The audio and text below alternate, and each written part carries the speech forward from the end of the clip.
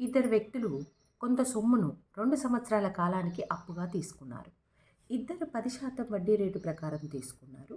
ఒకరు బారు వడ్డీ ప్రకారం తీసుకుంటే మరొకరు చక్ర వడ్డీ ప్రకారం అప్పుగా తీసుకున్నారు. ఇద్దరూ తీసుకున్న అప్పు సమానమైన అసలు ఎంత? బారు వడ్డీ చక్ర వడ్డీల మధ్య తేడా రూ. 35. ఆప్షన్స్ ఏమి ఇచ్చాడు? రూపాయలు 2750, రూపాయలు 3200, రూపాయలు 3500, రూపాయలు 3750.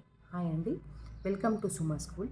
మీకు కనుక ఈ ప్రాబ్లం యూజ్ అయితే దయచేసి ప్రాబ్లమ్ని లైక్ చేయండి, షేర్ చేయండి, ఛానల్ని సబ్స్క్రైబ్ చేసుకోండి, కింద కామెంట్ పెట్టండి. ఇద్దరు వ్యక్తులు కొంత సొమ్మును అంటే ఈక్వల్ సొమ్మును 2 సంవత్సరాల కాలానికి అప్పుగా తీసుకున్నారు. ఒకరు బార్ వడ్డీ ప్రకారం, ఒకరు చక్ర వడ్డీ ప్రకారం. అసలు ఎంత అని అడుగుతున్నారు. ఫస్ట్ ఇచ్చినవి రాద్దాం. వడ్డీ రేటు R=10%, కాలం T=2 సంవత్సరాలు. తేడా బార్ వడ్డీ చక్ర వడ్డీల మధ్య తేడా రూ. 35 ఇచ్చాడు కదా, నేను దాన్ని D అనుకున్నాను. రూ. 35. అసలు P ఎంత?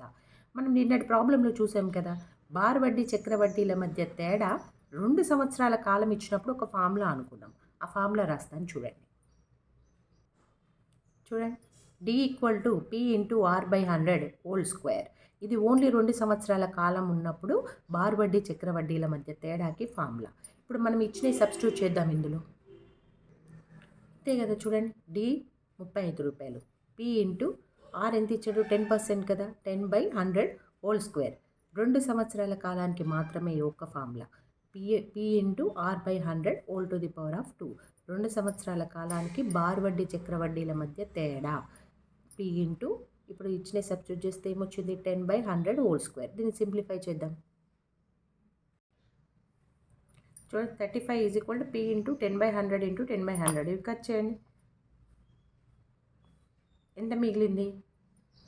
35 P/1/10 10 100 ఇది మిగిలింది కదా, ఇది ఇటు తీసుకెళ్ళండి.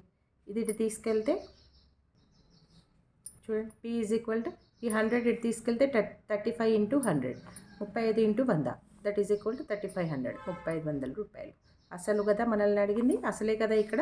P = 3500 రూపాయలు. ఆప్షన్స్లో ఉందేమో చూడండి. థర్డ్ది ఆన్సర్.